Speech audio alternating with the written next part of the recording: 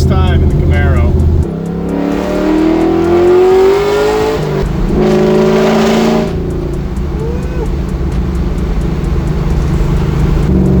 This thing is outrageous.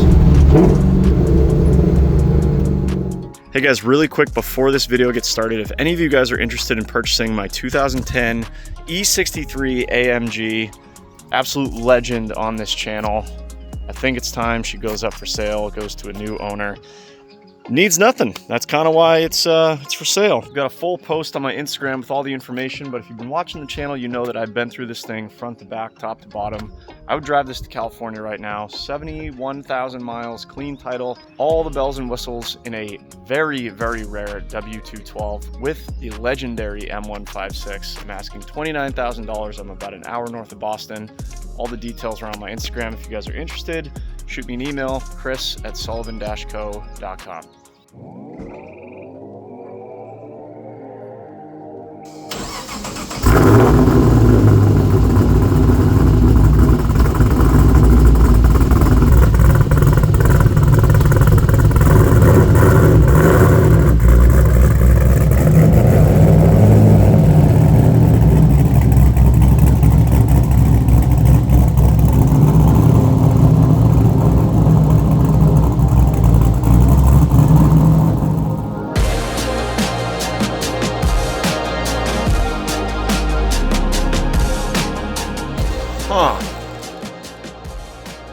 Whoops.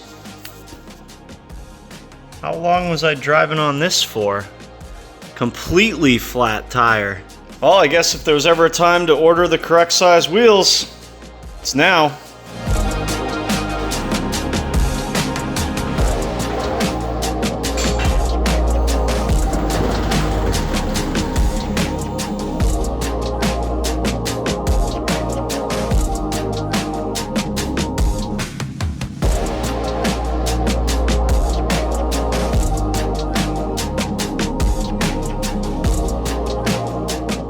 What happened here anyways?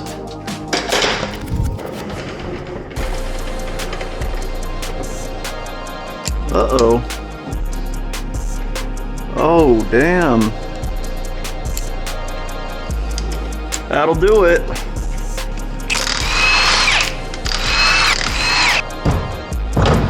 There we go.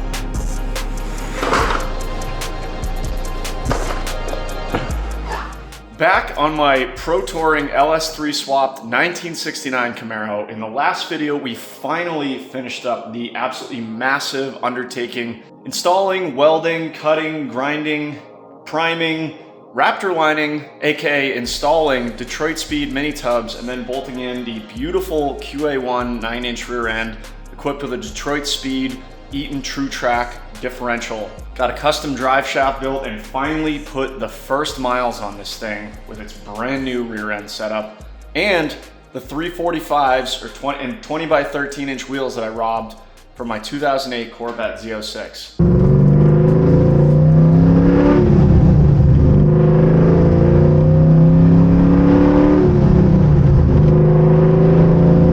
And that's pretty much where I cut the video off. The car was doing well, and it still is doing well. I actually took it to work the other day to try and continue break-in of the center section there, the third member. And I got home and my wife was like, "Hey, I think your front tire's a little bit low." And I looked at it and I was like, "Wow, that's way low." It's actually completely flat. It was basically on the rim. Thankfully, we didn't do any damage to the rim. I honestly don't know how long I was driving on it. Hopefully it was not the whole way home, but that definitely could have been bad. But yeah, as you guys just saw, I did a little bit of looking around, and obviously the fitment of these wheels is not perfect because it's got, you know, C6 Corvette offset.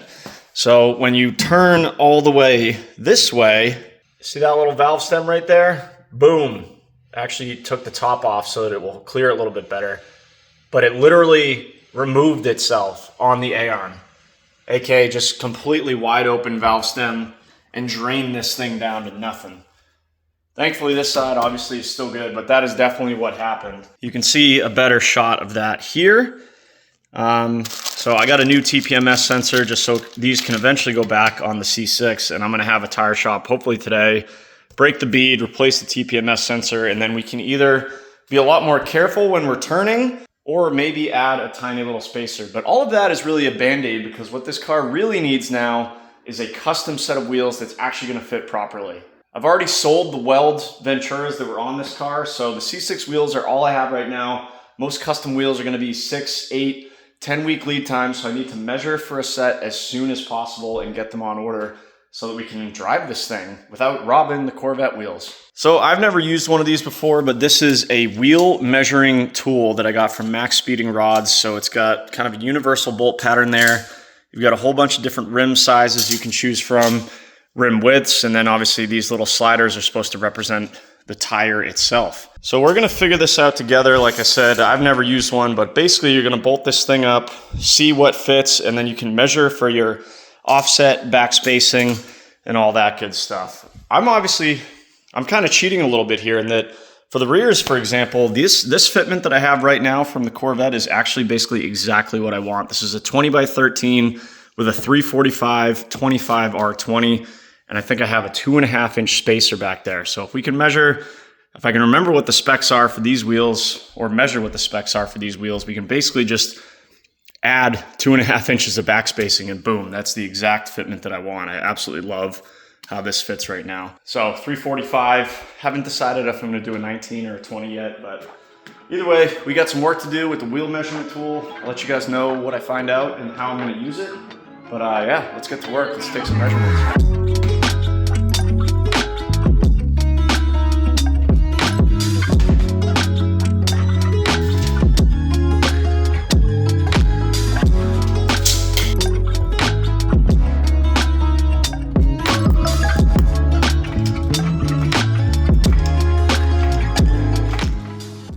Wanted to double check fitment.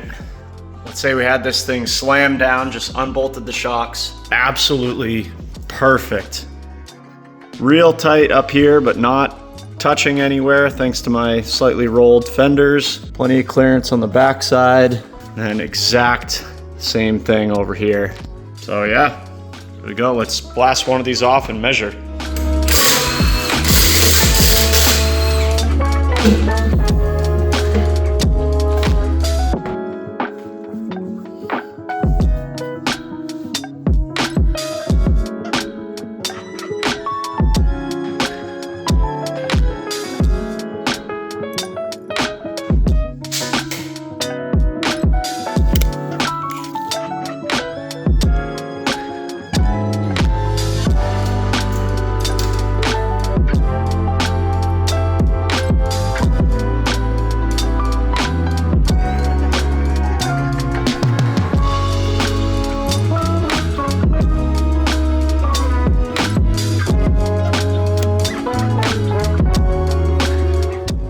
All right, so I've got our wheel measurement tool set up on the front here. I think I'm gonna go with a 19 on the front. I'm almost positive of that just because that's what I had on the Weld Venturas. I like that size. I think that's a good pro touring front wheel size. So nothing really to do there, but put the wheel measurement tool on the 19 on both the top and bottom here and here. Then this is where you get some options. So back spacing is the measurement that you guys saw me take on the Corvette wheels. Let me show you that real quick actually. So here's the rear Corvette wheel. I'm gonna flip it on its front side. If you have a low profile like mine, make sure you get something soft down so you don't damage the wheel. I'm gonna just lay a level right across the back. Make sure you're on the wheel itself and not the tire. And then we're just gonna measure from the mounting hub straight up to the level. Now this one is pretty much dead nuts at 8 inches. So 8 inches of back spacing on this 20x13 wheel. So 20x13 wheel, 8 inches of back spacing. You could measure offset, which is measured from the theoretical center plane right down the middle of the wheel. But there's also plenty of calculators out there that if you know the width of the wheel and you know the back spacing, it can automatically calculate the offset. In this case, I think it's about, I wrote it down. Yeah, so here's my custom set of wheels that I had built for my Z06, which has super wide rear fenders, wider than the OEM fenders. So yeah, there's my 8 inches backspace, or I guess I measured 8 1/8 the first time, but I'll have to double check that. But either way, used the calculator online and found that that translates to a positive 28.575 offset. So that's pretty much it. So now that you guys have a better understanding of what backspacing is, and there's obviously plenty of videos of this online, I set this thing up about where the factory Z06 wheels were, which is a 20x10, which is pretty big for the front of these cars. And we know that the backspacing was not right, you know, obviously because of how we started the video. And then I moved it more towards where the Weld Venturas were, which I actually had to run a 1-inch spacer up here. Ended up at about 5.5 inches backspace. We're measuring to the face of the wheel. So that's gonna be measuring to the back side of this tool, which is basically that same hub face of the wheel that we just measured. So that's our backspacing. This is about 5.5. And then I set this up at about a 9-inch wheel. So that, again, that's the same as the Weld Ventura that I just took off. That was a 19x9 with a 6.5-inch backspacing.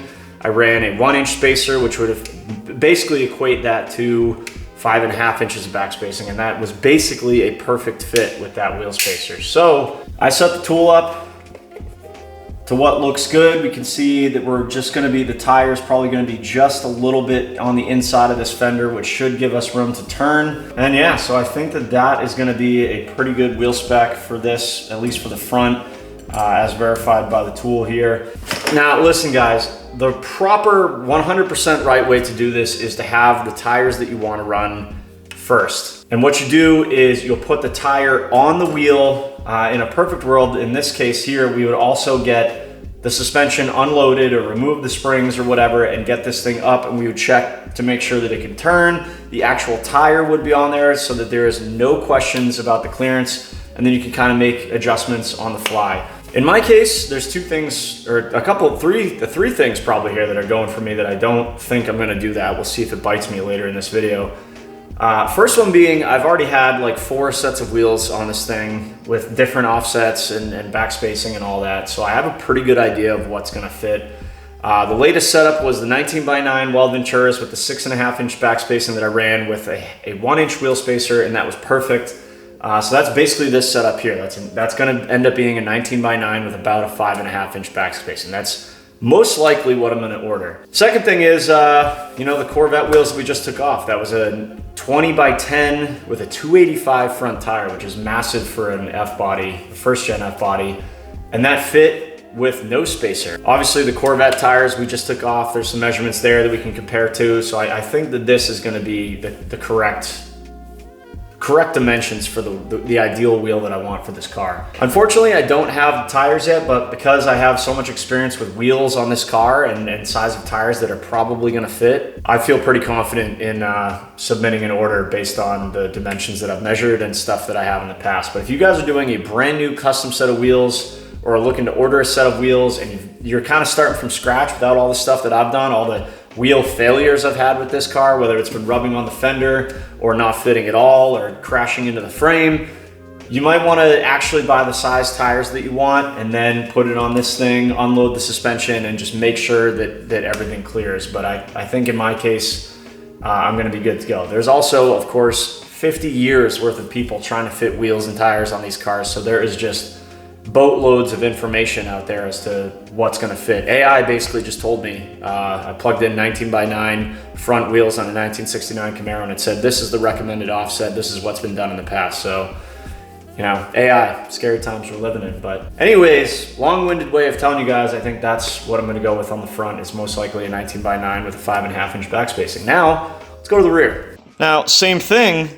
We already know that the rears are 20x13 with about an 8-inch backspacing, and they fit perfectly with a 2.5-inch spacer. So if we subtract 2.5 inches from that, we get 5.625 backspacing on most likely a 19-inch wheel. We'll talk about that in a second. But let's verify with the tool.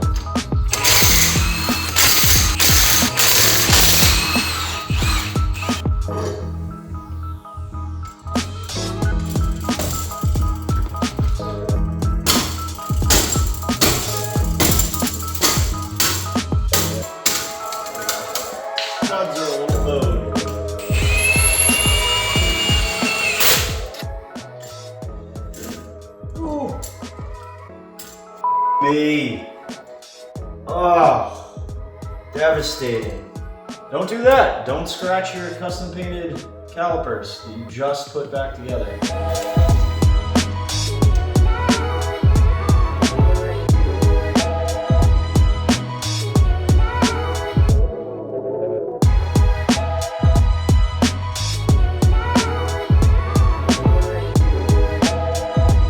All right, got the rear all set up and configured. Again, ideal fitment is gonna be about a 20 by 13 wheel, which is measured from not the edge of the lip, but where the bead seats, which is right about, you know, kind of at that corner of that turn right there. These, I believe, are for, like I said, if you wanted to put a tire on here. If I had a 345 not on a wheel, which I don't. But yeah, so that's about a 13-inch wheel. And then I mimicked the fitment that I had with the C6 Z06 wheels with the spacer. Got about 5.5 inches of back spacing. And that is just about exactly where we want it. So the wheel is gonna be just shy of this right here. So again, that's gonna match, I actually think it's closer to 5.5 inches. Not this one, based on the measurement from the Corvette Z06 wheels, but I think that is what we're gonna want, which is a 19 by 13 with a 5.5 inch back spacing. Now comes the hard part.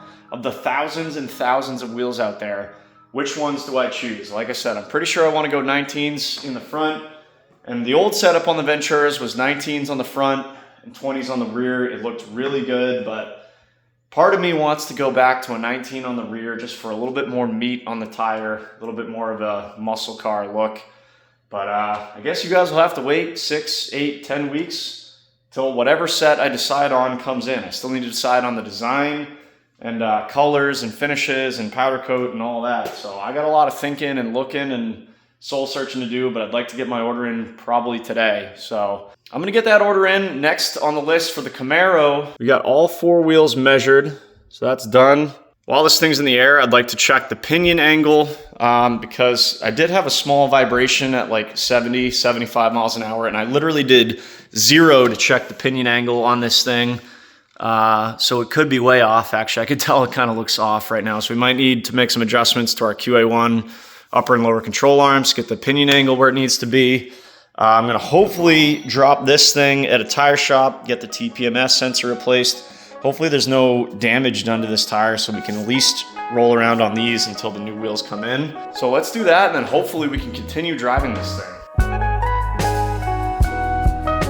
Well, unfortunately, as expected, the tire was no good. I brought it to the tire shop and the bead was all messed up. They were not able to save it. Thankfully, the expensive 3-piece forged wheel was not damaged, but got 2 new tires on order. While waiting for the tires to come in, I ended up getting something on the paint that started eating into the clear coat. So I wanted to tackle that immediately, which unfortunately meant wet sanding and buffing.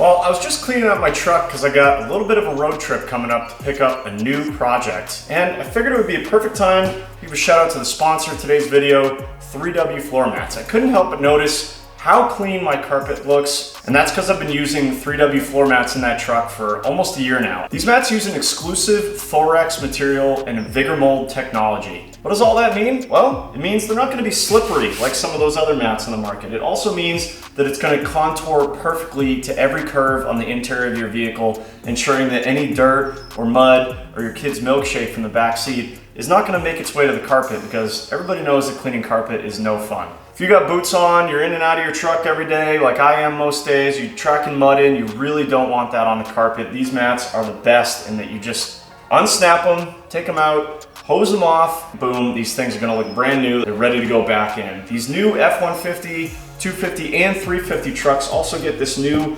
durable aluminum deadman pedal. So if you guys are interested in a set of all-weather floor mats for your vehicle, trust me, 3W is the way to go. They have an Amazon Prime Day special going on right now, so there's never been a better time. Get yourself a set of floor mats. Now, let's get back to this Camaro. Whew, crisis averted. So, as you guys could tell with the narration, something got on this clear coat, and I think I know what it was. I was doing some foam insulation around the house, just sealing up the mini splits that we had installed last year. One of those like foam, professional foam guns. And when you're done with it, because if you guys have ever used that expanding foam before, it is like concrete, and you know, it'll ruin the gun if you don't clean it out. So they sell this kit, or this acetone, or this gun cleaner, which is basically acetone. And I was in the garage here, couldn't for the longest time figure out what had gotten on the paint here. But I think I had, like, after I ran the gun cleaner through the gun and then I like pulled the trigger one time and it let out this fine mist, it must have gotten on the Camaro. That's the only thing I can think of. So I remember like 5 minutes after it happened, I like wiped it and it wiped right off, and I figured it was just water or something. But then I came back like 3 days later and I was like, why is that still there? And I wiped it. It wasn't coming off. It like etched its way into the clear coat, but I think we got her licked here. Thankfully, aftermarket paint job, usually the clear is pretty thick, so that's just a chip right there. Nothing I can do about that really, but none of that stuff that was there before. All the stuff up here you can see is gone, so I think we're good. Whew! This is not a car I wanted to repaint, and it's of course nerve-wracking.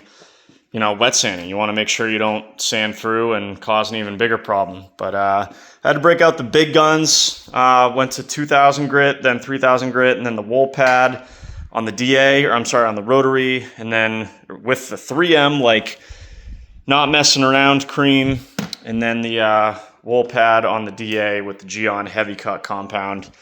And if we shined a light on this right now, we'd probably still see a little bit of haze from, you know, all of that. But we're going to end up polishing this whole car, so I'm just going to leave it as is for now. We've removed the defects. Polishing is the easy part. Now onto this tire. Brought this to the tire shop to see if they could stuff a new TPMS sensor in there, which they did, but then they called me and said, yeah, this bead, as you probably would expect, is completely messed up. So this tire is junk. They just gave it back to me, and I said, all right, I'm going to order 2 new tires, which just showed up. So I'm going to replace the front 2 tires on my Corvette set of wheels there. Man, why does one of these have a ton of nubbies and the other one does not? Are these like a different date code? Anyways, they're Pirelli, what do we got? P0, you know, high performance summer tires. They were on clearance for like $100 or something like that, which is awesome. So the Corvette needs, which is these wheels, you with me? The Corvette needs all 4 tires. So I'm going to do the fronts for now, and then after we completely melt the rears off, I'll decide what tires I want to go with. There's not a ton available in a 345, 25, 20, so I still got to give that some thought. But I didn't want to replace just one of these and then do another one and then do 2 rear ones, so we'll do the 2 fronts for now, and then we'll figure out the rears later. Anyways, let's throw these in the truck in the morning. We'll take them to the tire shop, get them mounted on these 2 wheels, and then see what's next on the list.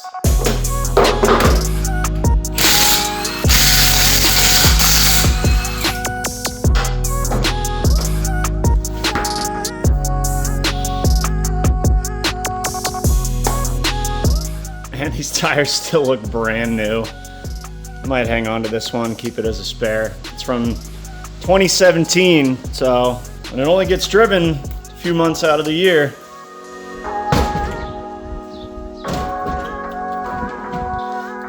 2.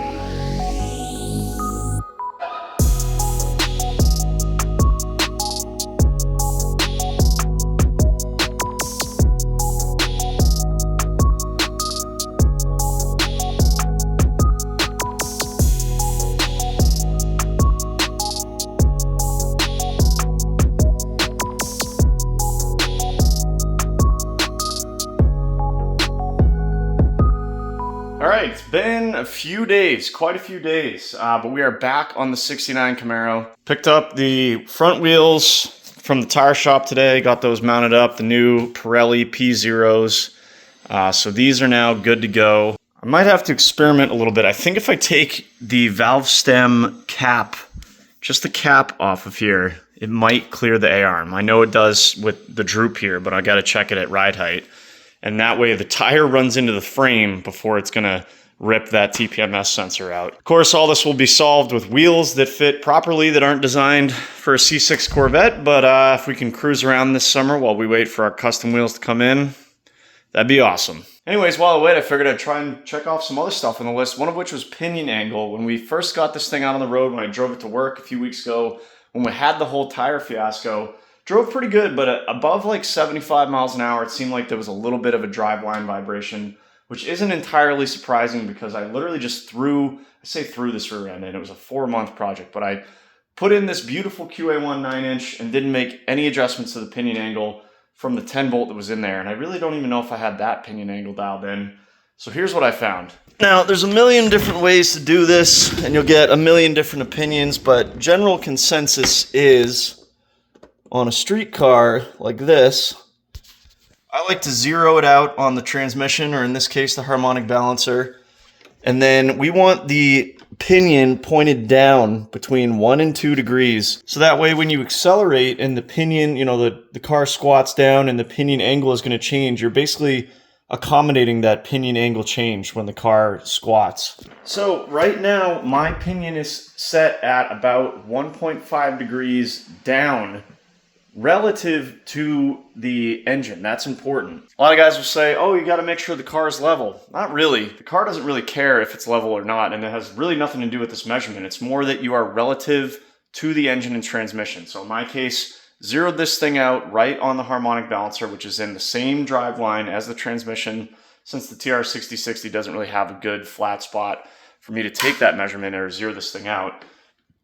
Then you can have your starting point, make your pinion 0 degrees. So, 0 degrees relative to your engine. That means that they're basically parallel. If they were to shoot lasers, one out of the pinion and one out of the transmission, those lines would be perfectly parallel. That's your starting point. That's a good starting point. And then, like I said, for a street car, usually between 1 and 2 degrees, pinion down.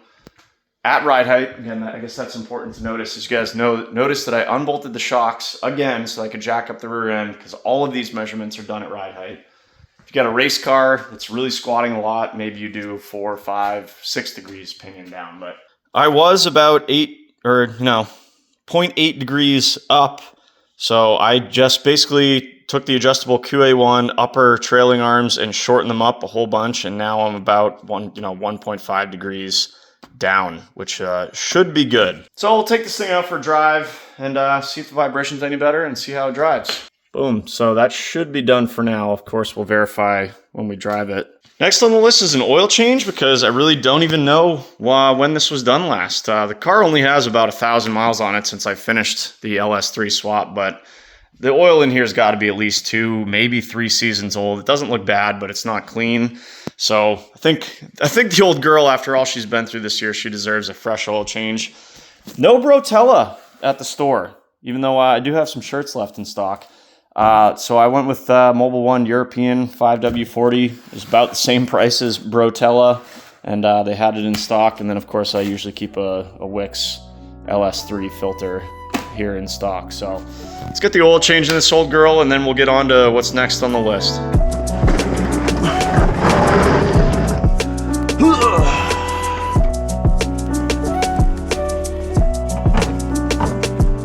Yeah, she was due.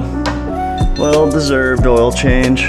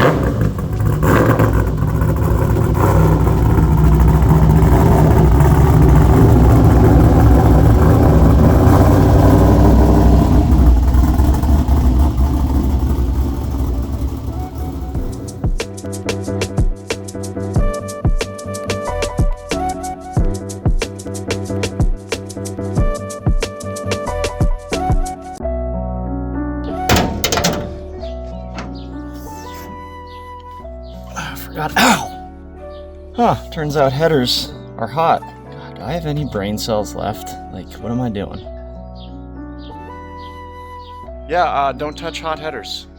They're like hundreds of degrees. Very painful. Anyways, next day, and we're about to tackle the next and last thing on the list for my 1969 Camaro. And it's, yep, you guessed it, a paint correction. I bought this car in, what was it, January of 2022, and immediately basically did an LS swap on it. It is an extremely clean car. It was painted in, I think, I don't know, 2019 or 2020 or something like that. This beautiful metallic gray. It really doesn't need a whole lot, but as with a lot of my cars, the Mercedes is a perfect example. I owned it forever before finally doing a paint correction. I sometimes tend to put cosmetics on the back burner and was trying to do all the cosmetic mods and maintenance and get all the issues sorted out with this thing and get it exactly how I wanted before I paint corrected it. And this car's been kind of the same way. So now that we got our custom wheels on the way, which I just got the mock-up of today, they look absolutely sick. You guys will have to stay tuned for those. There's nothing else to do on this car but just give the paint a quick polish and then seal it in, make sure that it's ready for summer cruising. More importantly, you guys remember through the mini tub project, I had that 3M weld paper on it. It left this weird adhesive, which now has a bunch of pollen stuck to it. So the car just needs a really good wash. And I figured while I had the compounding stuff out to fix the issue that I created on this fender that's now gone, thank God, and while the quick jacks are out, and while I'm gonna have it washed, like, let's just spend the hours to paint correct this thing, ceramic coat it, and then it will be 100% ready for a custom set of wheels. So without further ado, let's grab some Gyeon products, some soap, some water, and we're gonna clay bar this whole thing, let it dry, we'll pull it back in the garage, get ready for a paint correction. Cue the montage.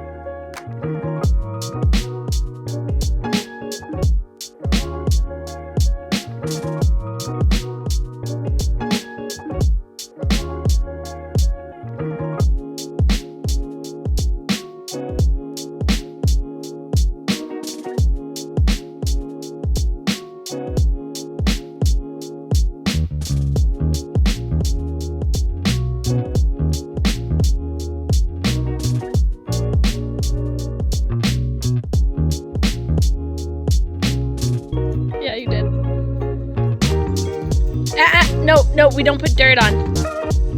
Only clean water.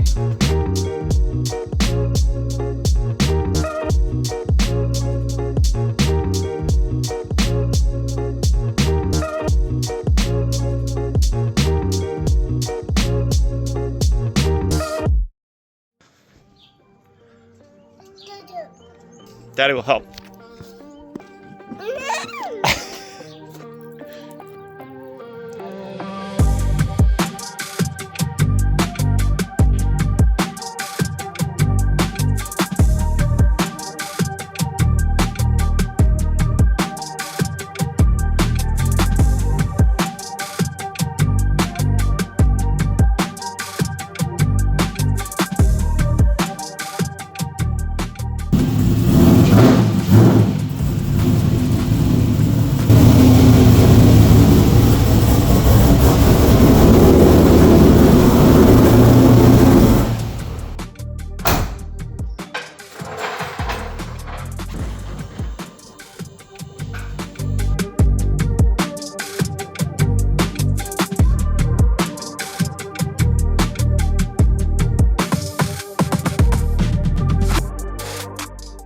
Another 10 out of 10 summer sunset. This door's open kind of night for right now, until the mosquitoes come out. Camaro is washed up on the quick jacks. Actually might put it down to get access, a little better access to the roof, but hopefully you guys can see this. Still a little bit of that residue left. It basically wipes right off with my hands, but I'm gonna try and get as much of that off as I can, just because, yeah, you can see it on the rear window here. Yeah, basically, it's like, basically just rubs right off, but I don't want that clogging up my pad every 3 seconds. So I'm gonna do my best to get that off. Probably using Gyeon's prep here, and then we are good to start polishing. Like I said, this car is really pretty defect-free. The paint is fairly new. It's obviously been extremely well cared for, not only under my ownership, but the ownership before me. I just want to remove any defects that there are and then seal it in with some ceramic coating, which is not only going to protect it, but also make maintenance washes in the future easier. That being said, probably still gonna do a 2-step correction here. Come through with the Q2M Compound Plus and probably the purple pad, and then we'll remove any hazing or hologramming or anything that's left over using the polish, and then the blue polish pad, of course, an assortment of wipes here to remove our compound. Got Old Reliable here, Flex, forced rotation DA, and then my Rupes. This is basically a rotary for smaller areas. And then many hours later, we'll seal it all up with the Gyeon Mose system. I absolutely love this stuff. But yeah, you guys have seen me do a bunch of paint corrections on this channel, so a lot of time lapsing, but let's get through the up, down, side to side, polishing, wiping. Let's perfect this thing.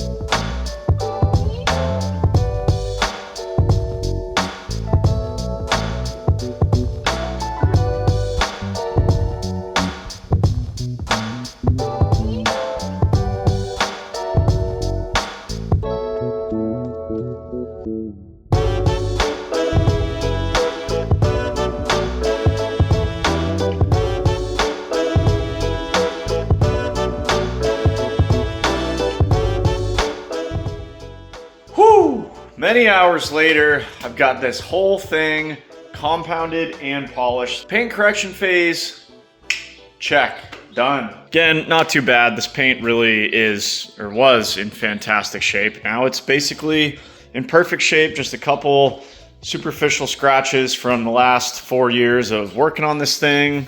Washes, you guys know the deal, but now she is 99% defect free. Not too bad for 57 years old this year. Of course, obviously not the original paint, but still very, very clean 1969 Camaro. Also, I seem to get this question a lot. I just touched up one tiny little spot before, like on the inside of the hood there, before I started this whole process. I get this question a lot. What is the paint code for this car? It's right there. MA746.60, which I forget. This is kind of hard to find. I had to go to a paint supply store I don't usually go to. I think it's a, I can't remember the make. I'll put a little link up right now. Oh yeah, it's a BASF. Yeah, BASF paint, and yeah, really, really nice metallic gray finish there. So you guys know the deal. The entire car is defect free. Now we need to remove any oils or contaminants on the surface of the paint so that we can give something for our ceramic coat to bond to and properly adhere to. We're going to be using Gyeon's Prep. This is basically an alcohol solution that's going to completely clean the surface so that we can get ready for Gyeon's Mose, which a lot of you guys realized last time I did this is show backwards and, I don't know, upside down, I guess, but kind of cool. Either way, this stuff is super slick, goes on like butter, it comes off even easier. By far my favorite ceramic coating I've used thus far. So you guys know the deal. Put a little on the applicator pad, basket weave pattern back and forth, let it flash, then wipe it off using 2 towels.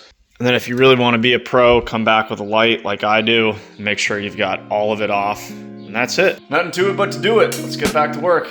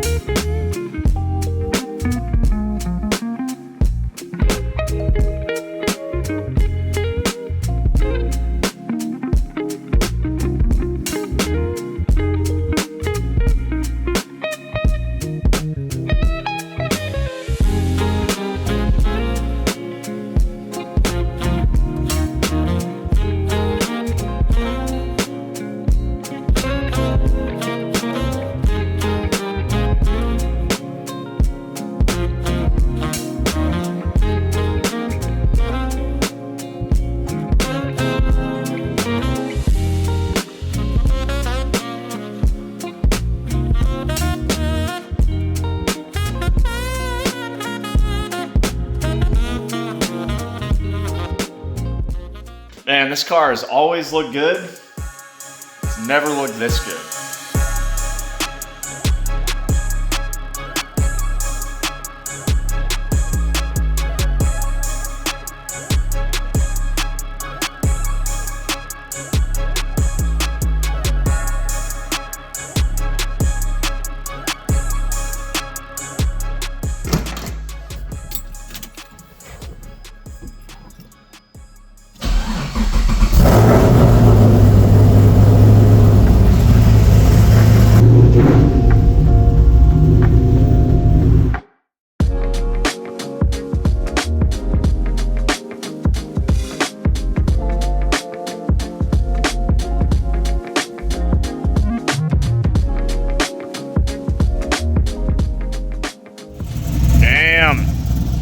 How do you like that for a sun check?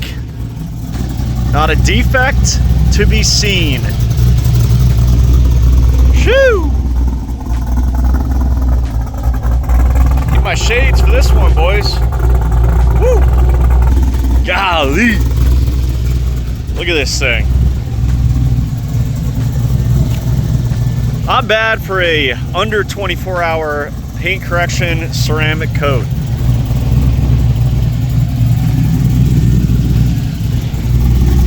All right, let's drive it.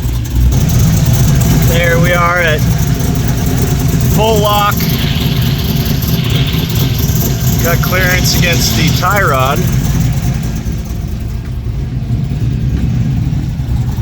Remember, I removed the valve stem caps, which might give us an extra 1/8 of an inch. And what about on the upper control arm?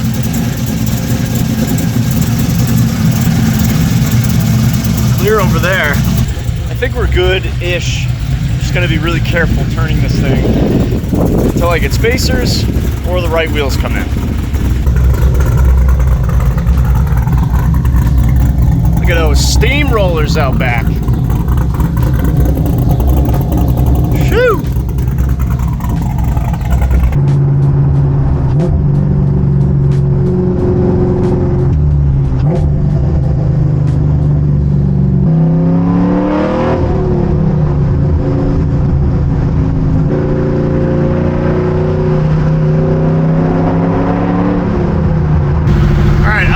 Might have made the vibration worse.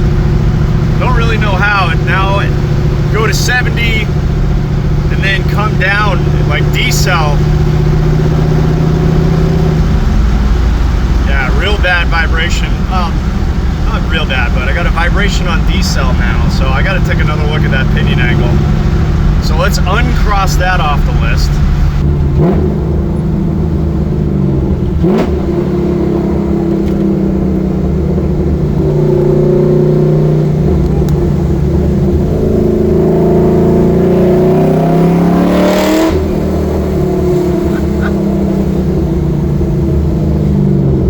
Sounds like a straight up stock car.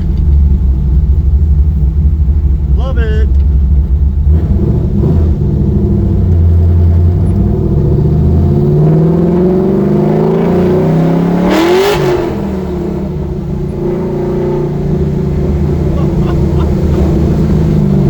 Alright, well, I think we officially just spun both tires for the first time in the Camaro.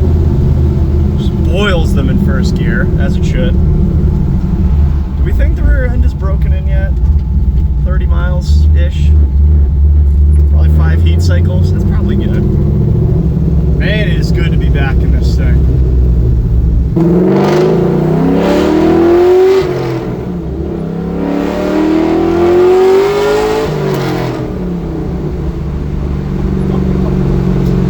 Oh my god, it's still like half throttle.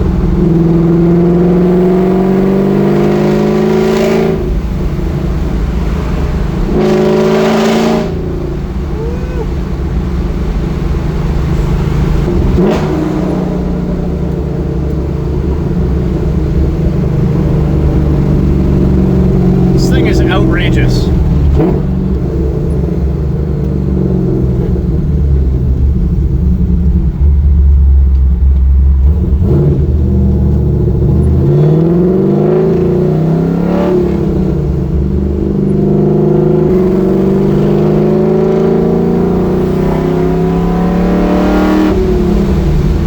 God, it handles like it's on rails too. Well, the car looks absolutely incredible. It's driving pretty good. It's a beautiful late June evening. Summer solstice was a couple days ago, so it's light out till like 9 o'clock. This is my favorite time of year for cruising at hours like this, once it's cooled down a little bit. Obviously still have a little bit of work to do as far as the drive shaft or pinion angle. I'm wondering if it's because the car is so low that the transmission's kind of pointed down and the drive shaft has to angle up into the differential, because the differential is like up here because the car is slammed. So I'm wondering if I maybe need to shim the transmission up a little bit, take some angle out of that drive shaft. I don't know. Drive shaft experts, pinion angle experts, chime in down below, let me know what you think. Thankfully our QA1 adjustable upper and lower trailing arms can allow us to make some pretty easy adjustments pretty quickly. So we'll see what we can do about that. But this thing is ready for summer cruising, and now we wait for break-in on that rear end.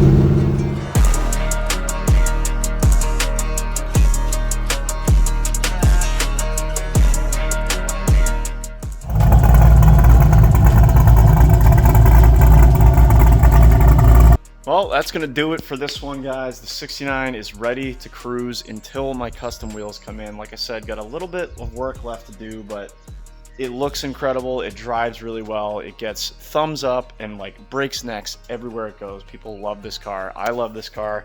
Hope you guys do too. If you enjoyed the video, give it a thumbs up. Subscribe, of course, if you haven't already. All that good stuff. Lots more awesome content coming soon. I'll catch you guys in the next one.